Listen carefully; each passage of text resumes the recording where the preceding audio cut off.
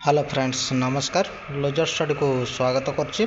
Odisha staff selection commission तरफ notification आसी case हो आमर कोर्ट फाइनल जजमेंट देला परे एबे रिटन एग्जाम पे बाट फिटी है।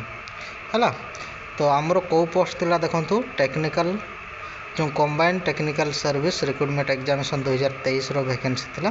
तार प्रिलिमिनरी एग्जाम जो नॉर्मल एग्जाम हुए तार एग्जाम पे हाई कोर्ट आमर जजमेंट देइचंती। एबे रिटन एग्जाम होबो आउ रिटन एग्जाम जो होबो आमर 19 जनवरी 2025 रे होबो हला।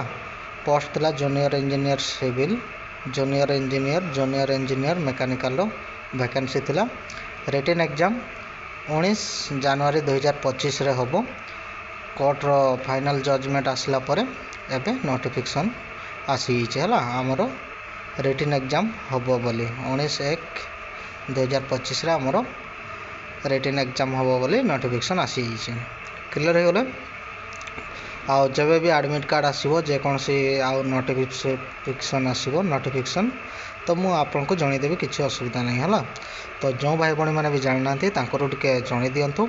मु तळे लिंक दे दोचे, लिंक रु जाइकरे डायरेक्टली साइट को आसी परिवे।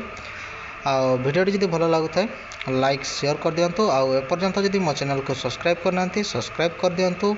जॉब रिलेटेड जो भी नोटिफिकेशन आसीबो मु मो चैनल माध्यम रे आपन को जणैबी।